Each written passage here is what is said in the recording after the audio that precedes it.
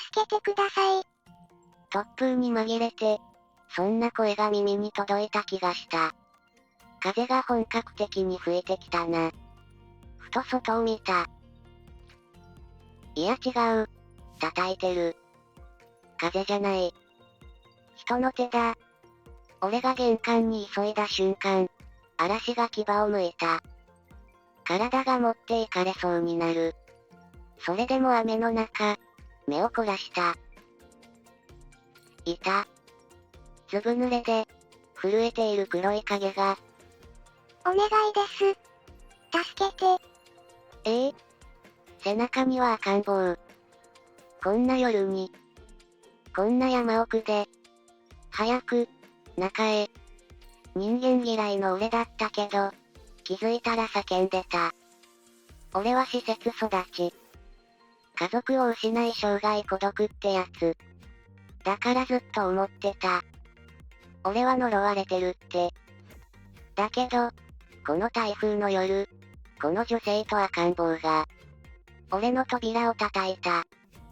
孤独なまま終わるはずだった俺の人生が、動き出す。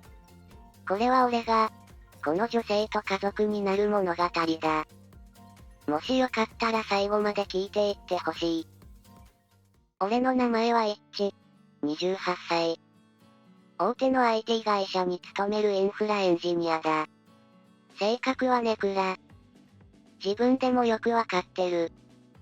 勤務はほぼ在宅で、顧客とはネット越しに面談して要望を聞いたり、随時フィードバックしたり、会社に出社する必要が一切ない仕事で、ネクラにはちょうどいい。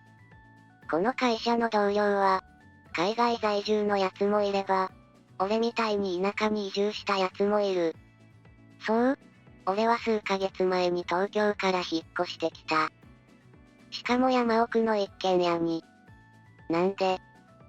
人間が嫌いだから。それに尽きる。引っ越してから、朝の散歩が日課になった。山の空気は澄んでいるし誰とも喋らなくていい。この時間が一番好きだ。そう思って曲がり角を曲がった時。いっちくん、あんた野菜ちゃんと食べてる？ほへ。声のでかさに体がビクッとした。近所のまさこさんだ。70は超えてるだろうに。声だけは30代くらいのエネルギーがある。ああ。俺は後ずさった。しまった。この辺り、農家ゾーンだ。朝が早いなんてレベルじゃない。体内時計が、東京より2時間先を行く人たちの縄張りだった。しどろもどろになる俺をよそに、まさこさんは満面の笑みで続けた。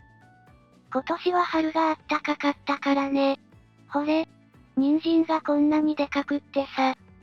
ドンと差し出されたそれを見て、俺は思わずのけぞった。おー。でかい。いや、でかいなんてもんじゃない。確かに大きいですね。人参ではなく、もはや大根みたいですね。大根って、あんた、色が全然違うだろうに。それはわかってますって。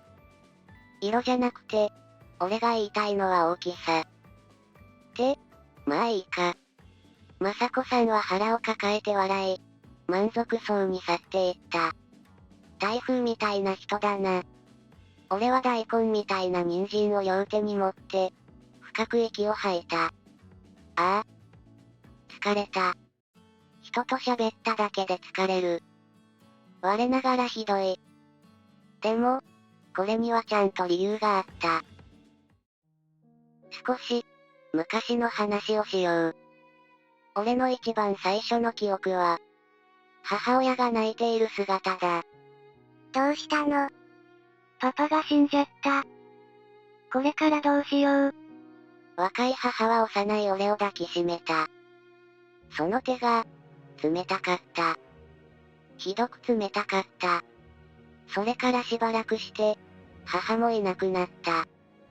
どうやら病気で亡くなったらしい。俺はすぐに祖母の家に預けられた。いっち、今日からは、ばあちゃんちの子だよ。ばあちゃん。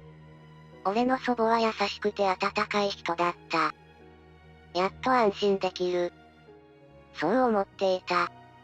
でも祖母も言った。交通事故だった。俺が5歳の時のことだ。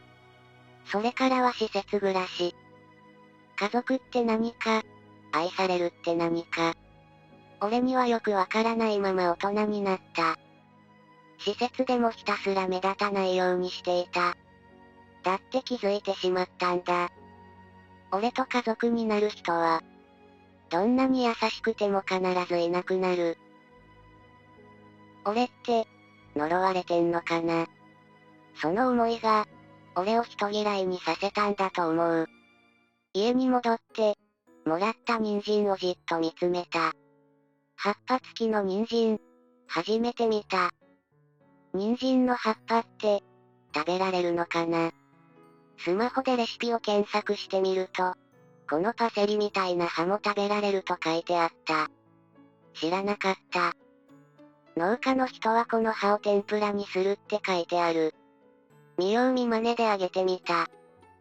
が、ここで致命的なミスに気づく。あ、俺、そもそも料理できなかった。気づいた時には、もう遅かった。あちちあちち、揚げ物は危険だ。盛大に油が跳ねた。こんなに飛ぶなんてレシピに書いてないじゃないか。こんなの不親切だ。こっちは、レシピに殺されるかと思ったぞ。フライパンの前で俺は腕をさすった。そういえば料理って久しぶりだな。東京にいた頃は全部デリバリーだったっけ。もう一度挑戦。今度はパチパチとはぜて、カラッと揚がった。レシピに動画ついてて助かったぜ。塩をかけて一口。葉っぱまで人参の味するじゃん。人参の葉っぱって、こんな味するんだ。アスパラガス。いや、違うか。でもなんか、甘いな。誰に言うでもなくつぶやいた。美味しかった。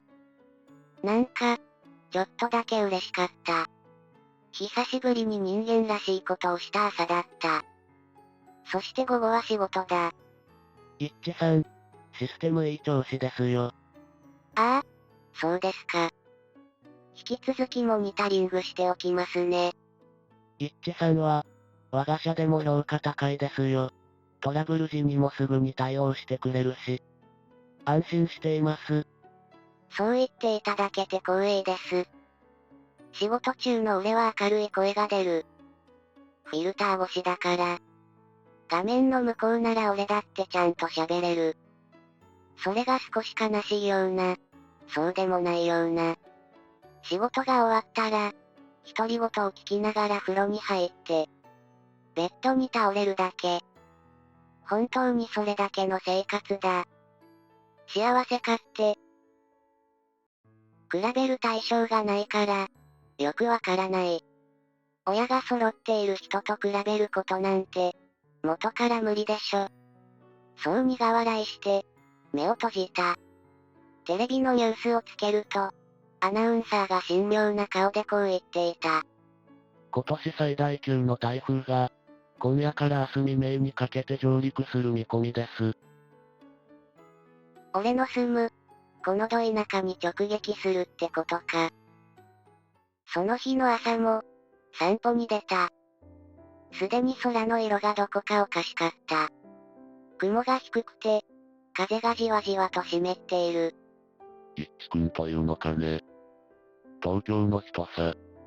声をかけてきたのは、近所のヒゲオさんだ。立派な白ひげで、いつも長靴を履いている。あ、はい。おはようございます。こんばんは台風直撃だな。ほれ、魚釣った。雨がトンと降った後は、川の水が溢れて危ないって、ばあさんがうるさいもんで。そう言ってバケツいっぱいの川魚を俺に見せた。ピチピチと跳ねている。生きてる。ほれ、持ってけ。川魚じゃけ。しっかり中まで火を通してくれよ。ビニール袋に入れた魚をぐいっと渡してくる。断る間もなかった。ありがとうございます。しどろもどろの俺。でも、せっかくだから聞いてみた。ここに来て台風初めてなんですけど、電気とかって、ここら辺は大丈夫ですか？ああ、不安なんけ。慣れない土地でして。ヒゲオさんはのんびりした顔で答えた。ああ、大丈夫よ。山が守ってくれるけ。でも、蓄電池はたまに必要かな。5年前は、電気の回復に2日かかったからな。2日。それは大変だ。でもヒゲオさんの顔には一切の緊張感がない。この土地で長年生きてきた、人間の余裕というやつだろうか。俺にはまだ、その余裕が全然ない。家に戻って仕事をこなし、午後はあの本を開いた。綾辻ゆきとの十角館の殺人だ。学生の頃、賢そうに見せたくて、背伸びして買ったやつ。当時はミステリーの面白さが、半分もわからなかったのに、大人になって読み返すと、伏線の張り方とか、あの一行の衝撃とか、全然違う読み方ができて面白い。コーヒーを飲みながら、ページをめくる。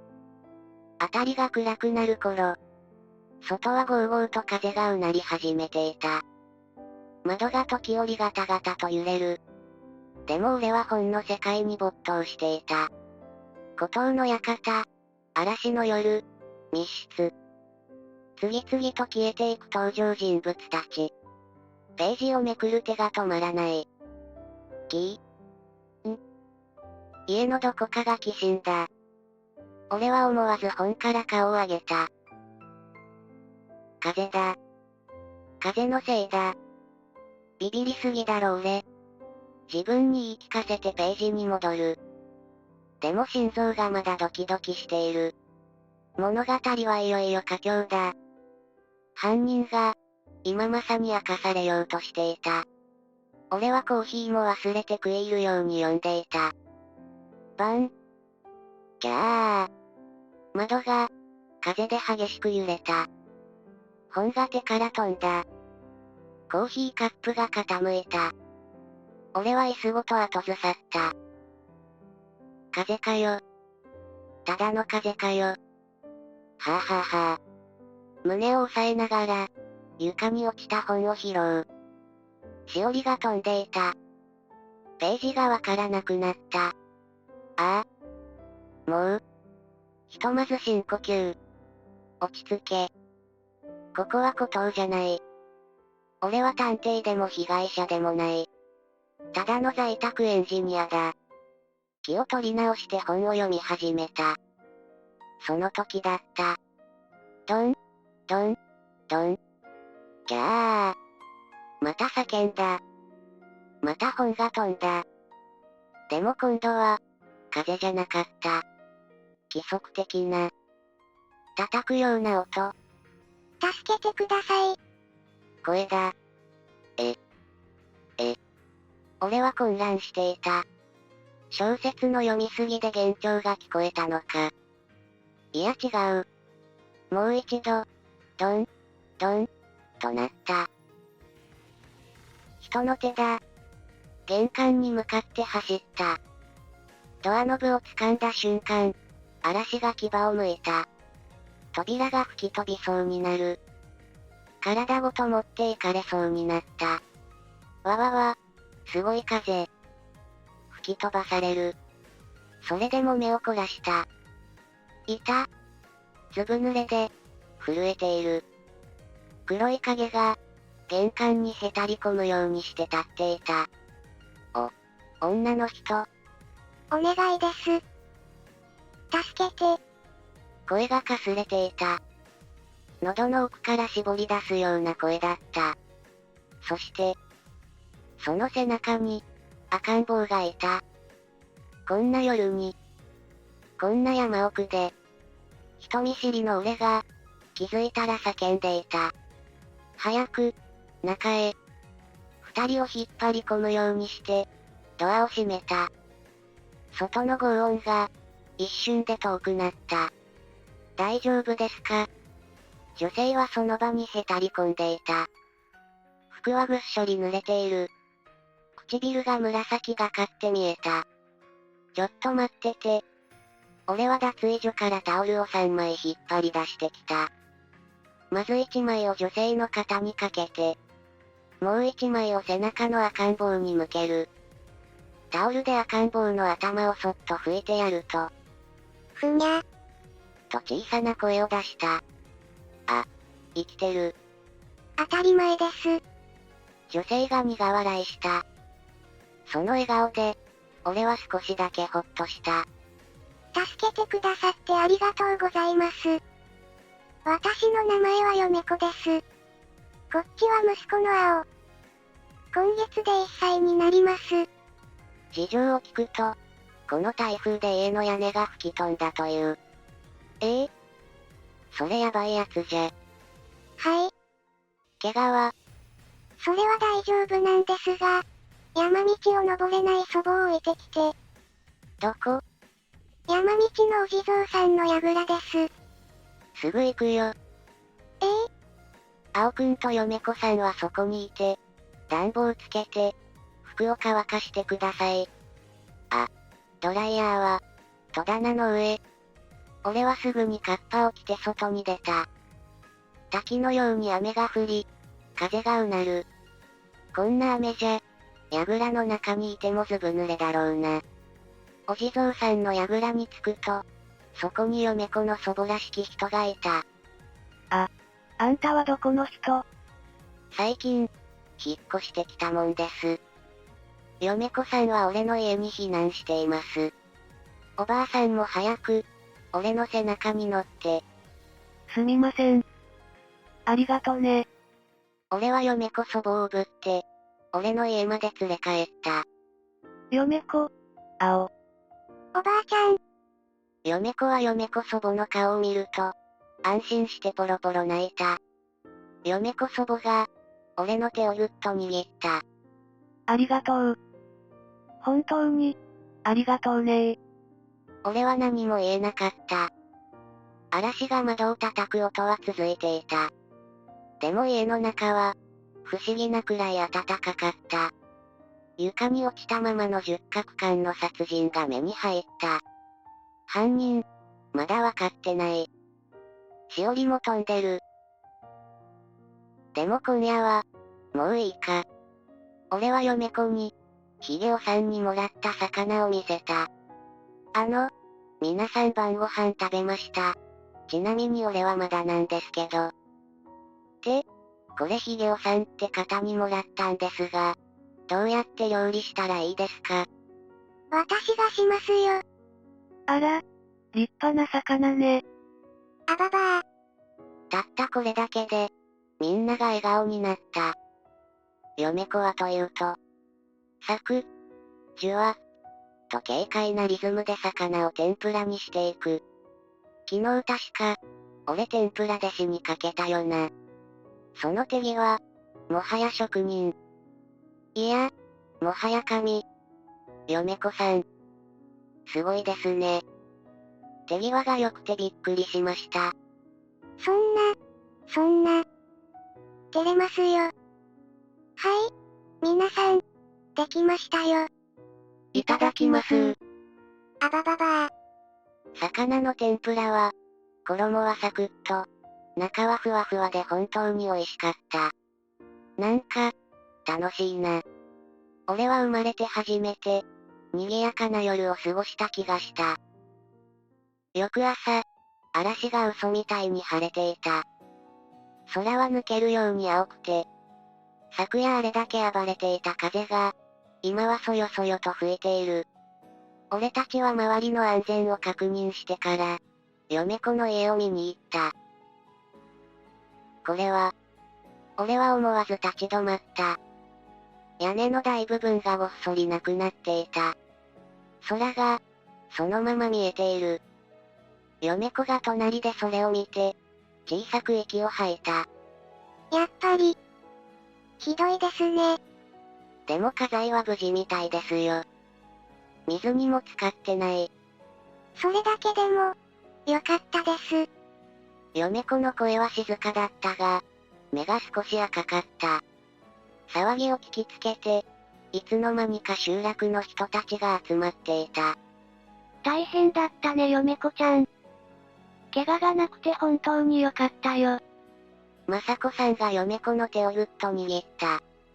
嫁子ちゃん、俺が釣った魚、食べたって。ほいで、一地くんいいやつだろう。ひげおさんがどこか誇らしそうに言った。俺は照れて下を向いた。みんながぐるりと集まって、あれこれ話し合っている。服や身の回りのものは使えるけど、屋根がこんなんじゃねえ。業者呼ぶにしても時間かかるだろうし。どうしたものかな。誰も他人事じゃない顔をしていた。困っている人がいたら集まって、一緒に考える。それが当たり前みたいに。俺はその輪の外側に立ちながら、ぼんやり思った。家族って、もしかして血が繋がった人だけじゃなくて、こういう仲間のことを言うのかな。と。一地くん、しばらく住まわせてあげたら。雅子さんが俺に向かって言った。嫁子ちゃんと青くんと、おばあちゃんをさ。そんな、申し訳ないですよ。嫁子が慌てて首を振った。俺の頭の中では、人間嫌いな普段の自分が叫んでいた。ダメ、無理、他人と一緒に暮らすなんて考えられない。でも、口から出たのは全然違う言葉だった。いいですよ。部屋はいっぱい空いてますから。その場にいた全員が同時に俺を見た。今の反応何？そんなに期待してなかった感じ。なんすか？そんな一斉に。いや、一地くんがそこまでいいやつとは思っていなかった。こや失敬。ありがとうございます。嫁子の声が感謝で震えていた。それからみんなで引っ越しを手伝った。使える家財を運んで、荷物を整えて、気づいたら夕方になっていた。みんなワイワイと動いていて、ただの引っ越しなのに笑顔が溢れる。あれ？やっぱり。なんか楽しい。荷物が片付いた頃、嫁子が台所に立った。お茶を入れますね。ありがとうございます。縁側でぼんやりしていると、湯気の立つ湯飲みが俺の前に置かれた。ババップー。青が、持ってきたおもちゃをブンブン振り回している。元気だな、この子。本当にありがとうございます。私、この近くで事務職をしているので、家賃はちゃんと払いますから。いいですよ。そんな。いえ、そういうわけには。嫁子は少し間を置いてから、静かに続けた。私は去年、夫を亡くしまして、それで祖母の家にいるんです。母はすでに亡くなっていて、父はいるんですが、反りが合わなくて。なるほど。父親がいる。でも関係がうまくいっていない。俺は少し考えてから、気づいたら口が動いていた。でも、いるじゃないですか。お父さん、いるって。いいじゃないですか。嫁子が目を丸くした。俺は続けた。俺、施設育ちで。だから、意見が合わなくても、いるだけいいなって、思うんですよ。言ってから、しまった、と思った。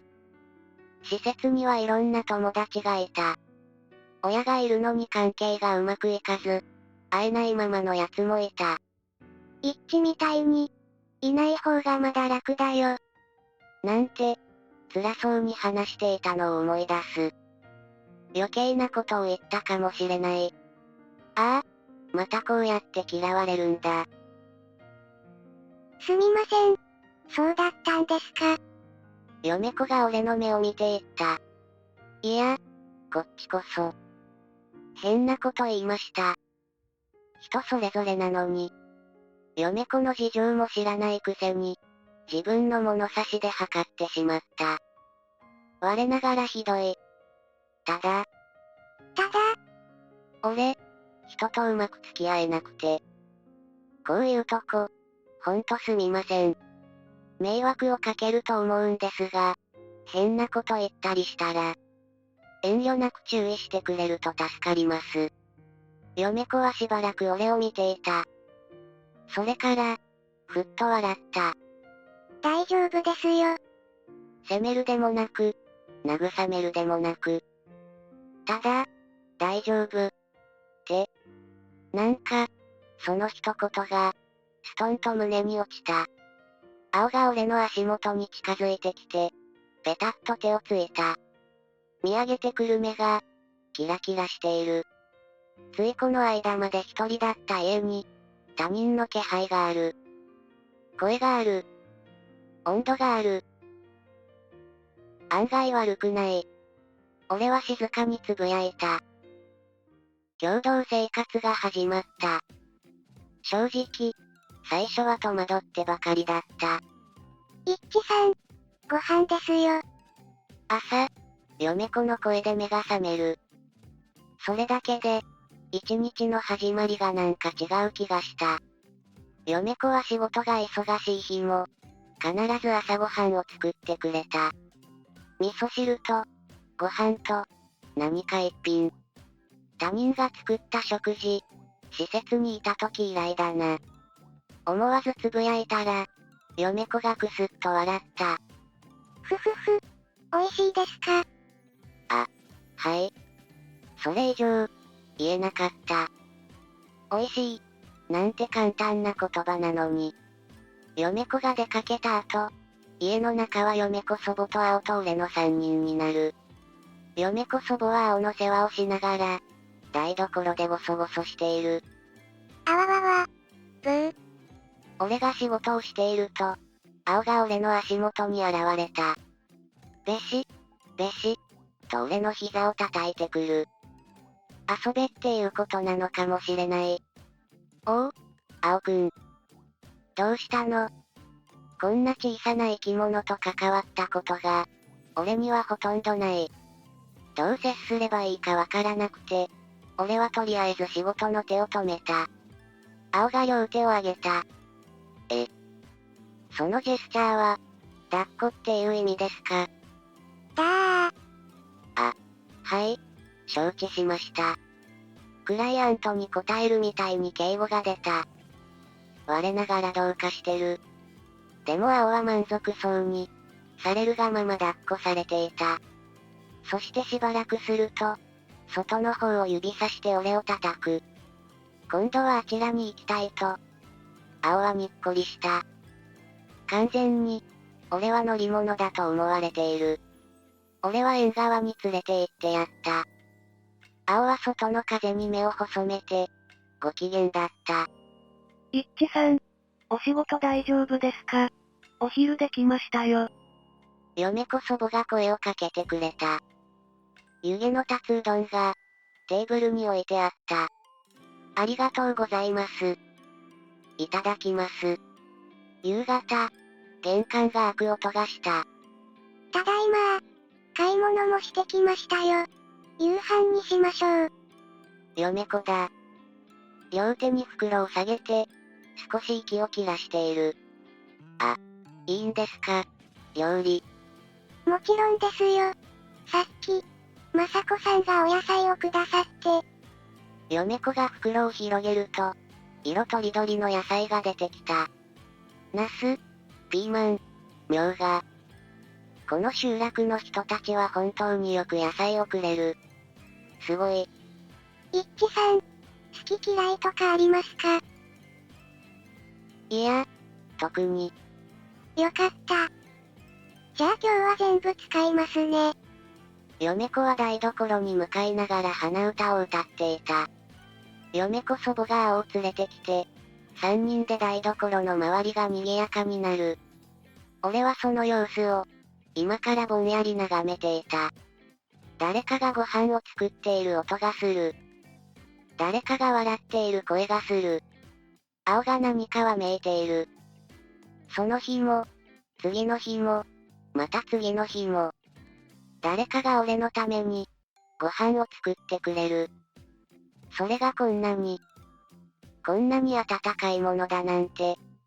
嫁子たちとの生活が、俺の日常になっていた。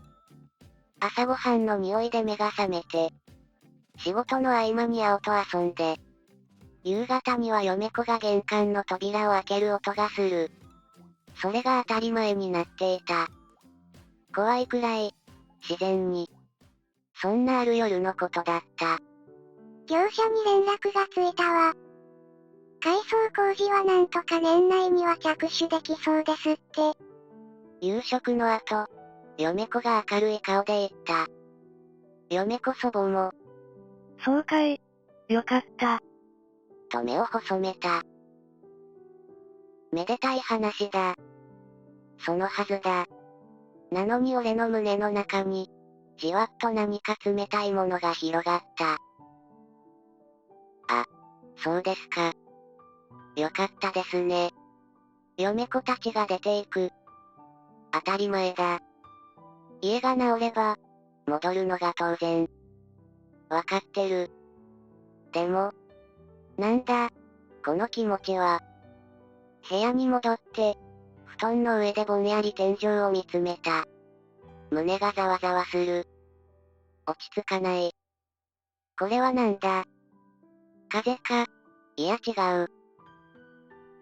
もしかして俺、嫁子のことが好きなのか。やばい。本で読んだことがある。好きな人と離れたくなくて、胸が痛くなる、みたいな話。まさかそれか。俺にそういう感情があったのか。布団に顔を埋めた。35歳にもなって何をやっているんだ俺は。翌日、インターホンが鳴った。玄関を開けると、60代くらいの男性が立っていた。スーツをビシッと着こなして、姿勢がいい。どなた様で。一地くんだね。私は嫁子の父の照彦だ。母と娘がお世話になっているよ。落ち着いた声だった。俺が何か言う前に、廊下から足音がした。お父さん、嫁子だった。目が皿のようになっている。いつ日本に帰ったの？昨日だ。実家が潰れたと聞いてね。飛んできたよ。そうなの。照彦は俺に封筒を差し出した。何ですか？これ。お礼だよ。居候させてもらってるお礼だ。封筒は結構分厚い。お金かな？いや、そんな、全然。俺が全力で遠慮スイッチを連打している間に、照彦はすっと興味を失ったみたいに。くるっと方向転換。そして、そのまま嫁子祖母に向き直り。だから言ったんだよ母さん。あそこは早く売り払おうって。いや、でも、おじいさんとの思い出がいっぱいあるんだよ。そんなこと言ってられないでしょう。もう業者はこっちで手配したから。家はとりあえず取り壊しだ。なんですって。俺たちは急いで嫁子祖母の家にダッシュした。家の前には作業着姿の人間が何人もいた。もう取り壊しは始まっていて、止められないと俺は悟った。作業は半日で終わった。嫁子祖母の思い出の家は、綺麗さっぱり消えた。家があった場所は更地になり、空が広くなった。嫁子祖母がその更地の前で、小さく手を合わせていた。俺はその隣に黙って立っていた。その日の夕方、照彦が改まった顔で嫁子に言った。嫁子、少し話がある。何？再婚の話だ。嫁子が驚いた表情をした。知り合いにね、金尾という男がいる。エリートで、収入も申し分ない。嫁子のことを気に入っている。お父さん。だから私はまだ。ただ、条件がある。照彦は息を大きく吸った。青は、母さんに預けること。どういうこと？青と一緒には暮らせない、ということだ。相手の希望でね。嫌だ。嫁子。言うことを聞きなさい。こら照彦。嫁子が嫌だって言っているじゃないか。嫁子祖母が止めに入る。次の瞬間、嫁子の目から涙がこぼれた。青と離れるなんて、結婚はしませんから。俺はテーブルの下で拳を握った。何か言わなきゃと思った。でも言葉が出てこない。いや、そういうわけにもいかないだろう。その時だった。玄関が、バン、と勢いよく開いた。嫁子ちゃん。今の声何？大丈夫かい？登場。雅子さん。しかも背後にしれっとヒゲオさんまでセットでついてきてる。ちょっと。どういうこと？どこで聞いてたんですか？そんなね。みんな家族みたいなもんだから。雰囲気でわかんのよ。江戸の長屋みたいなもんだ。全然説明になってない。情報共有。光回線より早いなこの集落。まあまあ。聞かせてもらいましょうか。雅子さんはずかずかと上がり込んだ。嫁子ちゃんはねてっきり一致くんのことが好きなんだと思ってたけどねあたしは。は？図星。そして気まずい。嫁子の顔が、耳まで真っ赤になった。何言ってるんですか？ごほごほ。雅子さんったら。違うの。違う。嫁子が両手で顔を覆った。俺は俺で、心臓がおかしな動きをしていた。照彦がじっと嫁子を見ていた。それから、俺を見た。品定めするような目だった。君は、両親がいないんだって。はい。施設育ちで。そうか。一致くんは、いいやつだよ。今時若いもんには珍しいぐらいだ。ヒゲオさんが割って入った。台風の夜、嫁子ちゃんとおばあさんを助けてくれた。この集落じゃ、もう息子みたいなもんだで。俺は咳払いをして、口を開いた。ところで、その金尾さんですが。なんだね。君は金尾くんを知っているのかい？はい。俺の IT 情報筋で少し聞いたことがあるんですが。俺はノートパソコンを開いた。インフラエンジニアの本領発揮だ。企業の財務データ、登記情報、業界内の噂。集められるものを全部集めていた。金尾さんの会社、かなりの負債を抱えています。ここ2期連続で赤字で、来期の資金繰りも厳しい。今、かなり危うい状況だと思います。エリートとされていますが、学歴を偽っているのではないか、という噂も出ています。そんなところに嫁子さんを嫁がせるなんて、やめた方がいいんじゃないでしょうか。画面を見た照彦の顔色が変わった。これは、確かな情報かね。ソースは複数あります。精度は高いと思います。俺の言葉に、みんながあっけに取られた。一致さん。すごい。嫁子が目を丸くした。照彦がゆっくり俺を見た。言いたいことはよくわかったよ。ところで一致くん、君の気持ちは？嫁子さんはすごくいい人ですよ。もちろん、俺がもしこの世で結婚するなら、その時、嫁子が叫んだ。私、一致さんと結婚したいです。俺は固まった。でも、できません。俺、呪われてるんで。はみんなが呆れた顔をした。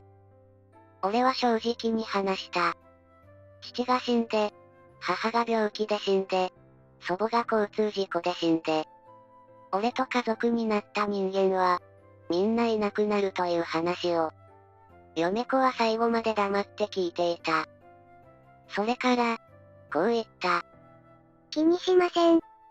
いや、でも、気にしないって言ってます。嫁子さん。一致さん、嫁子がまっすぐ俺を見た。一致さんは優しい人です。台風の日からずっと好きでした。一致さんが言う呪いが、もしあったとしても私は何も怖くありません。俺は何も言えなかった。一緒にいさせてください。お願いします。参った。完全に、参った。嫁子さん、俺と結婚してください。おめでとう。だー。よかったね。さすがだ。